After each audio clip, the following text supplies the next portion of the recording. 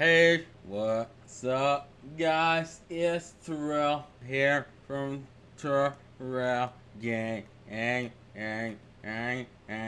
vlogs. So I thought I couldn't think of that many things in terms of vlogging, which is mainly what this video channel is going to be about.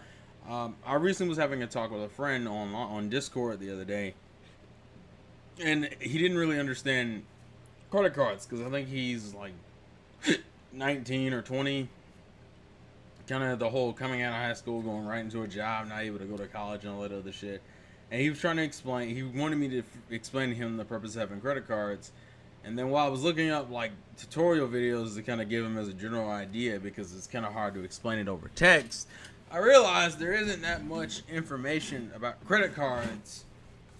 I realized that there's a lot of tricks to credit cards people don't really realize, and maybe I thought we can do some casual life type videos where we talk about various things in life, and kind of pool our ideas and different experiences together.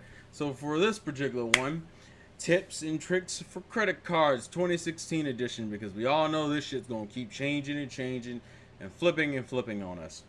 So let's just do this and see how it goes. Alright, so first things first, when it comes to credit cards, the main reason why you really want them is to build credit. I mean, technically they work as like a easier form of essentially what a credit card is a loan attached to like a name brand, whether it's like a Bank of America credit card or a Chase credit card or a Discover credit card or a Capital One, any of that shit credit card.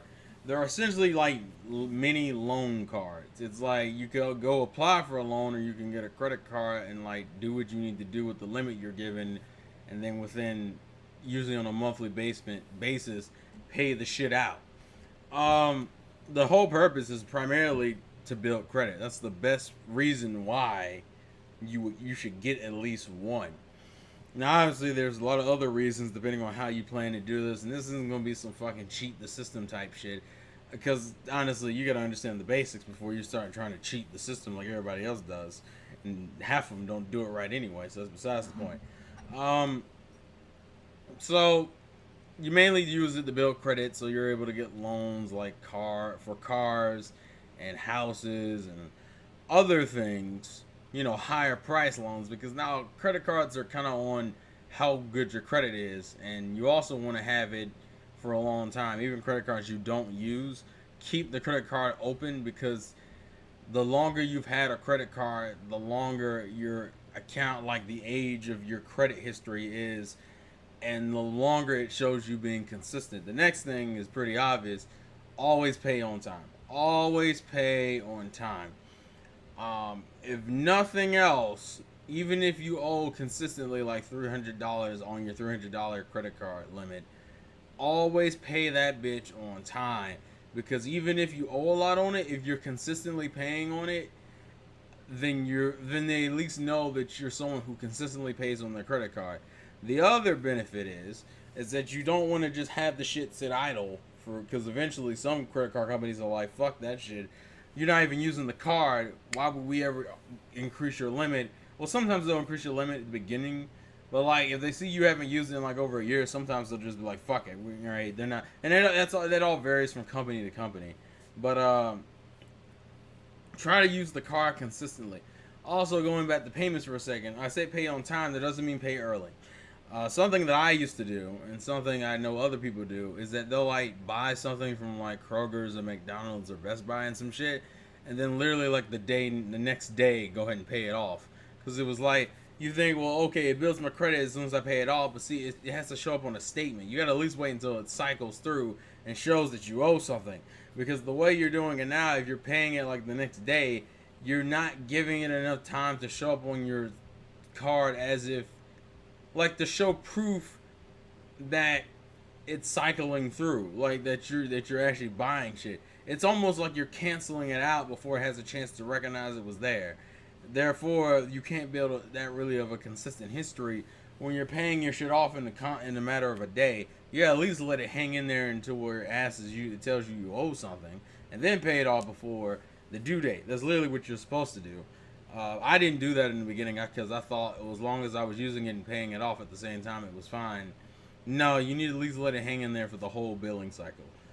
Um, Another tip and trick, and this is the one people use that it's kind of up to your own discretion, but you need to understand what's going on. A lot of people say when you buy something on your credit card, always pay your credit card out within that month payment. So, like, let's say you spend $300 on a TV or some shit that month.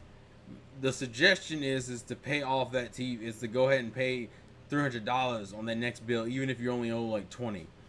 Um, the reason why they say this is because if you let that shit carry over, that's how you pay like $50.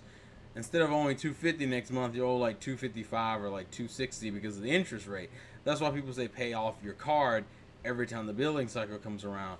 Because if you don't, you're liable to owe interest on whatever is left, depending on how bad the interest rate is, which is another thing I'll get into in a second. And the reason why as I said, it's because you owe interest. But realistically, that's all up on your own discretion and whether you just have the fucking money to do that.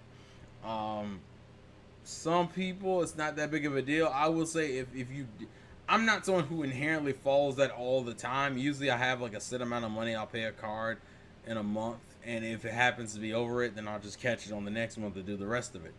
But that's my rule. My rule is to always pay more than what I owe. Meaning, if I owe 100, but the minimum is only $25, then I'm going to pay like 50.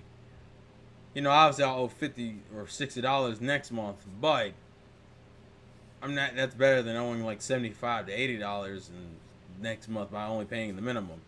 That's my rule. Now, obviously, it's better to just pay it out to avoid interest in general. But if you ain't got the money, I say pay at least a little bit more than what you owe, because the interest is gonna burn you anyway. That's the reason why you pay more than what you owe in the first place, because the interest is going to burn you regardless. That's the next thing. Look for credit cards, and this is something I didn't do because one of my first credit cards was a Bank of America card. And like a dipshit, I didn't look because I didn't know any better because no one even told me about it. Always look for cards that do not have annual fees. There are so many credit cards nowadays that don't have annual fees. It makes no sense to get a credit card with an annual fee. Also, see what the interest rate is in the APR, which is the annual percentage rate, aka how much interest it's over a year. If you have good credit, it's somewhere between like 10 and 15%. If you have bad credit, it's somewhere between like 20.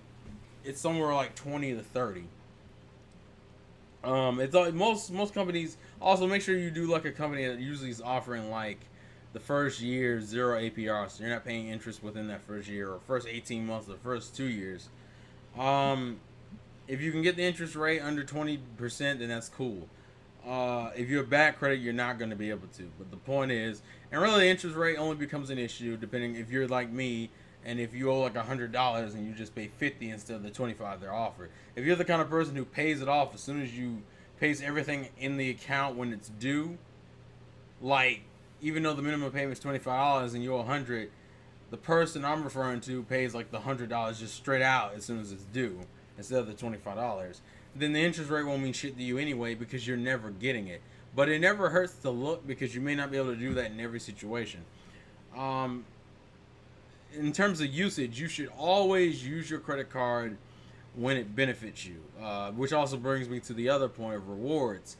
There are certain credit cards that offer reward programs depending on where you buy shit and what you buy. Personally, if you're someone like me who shops on Amazon a lot, I would suggest getting Discover's card. And anytime you're buying something off of Amazon, use the Discover card, because you get cash back rewards on Discover when you purchase shit through when you purchase shit through Amazon using your Discover card. Therefore, even though you're still spending money, you have a good percentage of it, like a small percentage that you're casually getting back over purchases, meaning eventually you'll start getting shit out of it. Like, tailor your cards to what things you buy and which cards give you the best rewards for that. That's one of the shit you should be looking into when you're getting a credit card. There's also this myth that you shouldn't use your credit card that often, or it should be for rainy days. That's a fucking lie. You actually want to use your credit card as consistently as you can. Just don't let the money get away from you. Meaning, don't spend like $500 in the course of a month when you know you only have the money to pay back 300. Because yeah, it's a credit card, they're not gonna charge you too much to pay the shit back, but that just tells me that you're getting irresponsible with your money again, and you fall out and you just fall off a boat and you're like, fuck, I'm drowning in debt. You don't want that to be a situation, which gets into my next point. Uh, Take what your limit is and take 30% of that, and that is your limit within a limit. Meaning, if your shit is like $1,000, you can only spend $300 of it, because for one, that prevents you from getting your over your head in debt, and two, because that's like the safe zone in terms of credit. When they look at your credit, if you're over 30%, they're like, all right, listen, he's spending too fucking much. He's spending too fucking much, and he's not paying this shit off quickly enough. He's not trustworthy. It's kind of like that sweet zone where they're like, okay, he's using the car, but he's also using it responsibly and he's paying it back, because nobody wants to give a loan to a dude who uses the loan, which is what the loan company want. The loan companies want you to get the loan, but they also want to get paid back. And if you're fucking spending 500 on a $1,000 car, they're like, all right, he's spending too much and he's not paying it back quick enough or consistently enough. That's a problem. We can't have that. No, no, no. Cut it off. Then you hurt your credit score. Hurt your credit score to be over a certain percentage in usage, or a percentage in debt. It hurts your score not to use the car at all. And it seems overly complicated and pretty scary. It's not. You just kind of have to read. And obviously, when you're a teenager or early 20s, you're not reading shit. But that's something you might want to always stay knowledgeable about, is that get cars with good rewards, low interest rates, use the car, but use it within responsibility, 30% of whatever your limit is. So take your fucking limit, multiply it by like 0.30. That's the amount of money your actual limit is for you, because if you go, especially if you're the kind of person who you don't trust yourself with money, and granted, it can easily be used for rainy days, but once again, that's also what your savings is for. And you should be using your savings, and you should have savings, and that's another situation that's not entirely related to this. In terms of other credit card tips, look for rewards, low interest rates, spend within reason, spend under your 30%. Uh, use the cards that give the most back for where you spend at, and just research. That's really what it boils down to, research. If there's any other major tips that I missed, and you have and you think are good tips, and leave them in the comment section below.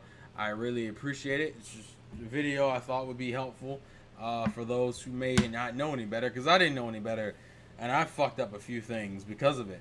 But and then that credit is just really fucking important. You want to have good credit, because that will dictate, if you're ever in a shitty situation, how easily you're able to climb out of that shitty situation. Having good credit and having a bad day doesn't mean... Having good credit during a bad day means that the bad day isn't as bad. Like if you lose all your money and you need to buy a car, you can't buy a car with bad credit, or you can't buy a good car with bad credit, because then you're up shit creek, because they're not going to loan $30,000 or $40,000 to a dude who couldn't even be trusted to pay back on a $10,000 loan. It's that kind of shit. So yeah, tell me what you guys think. Thank you guys for watching. Twitter, Facebook, Patreon, all that stuff in the comment section below. Description below. Slap a like if you liked it. Dislike it if you dislike it. Thanks for watching. This has been the Vlogs Again for your boy Terrell, and I will catch you guys later.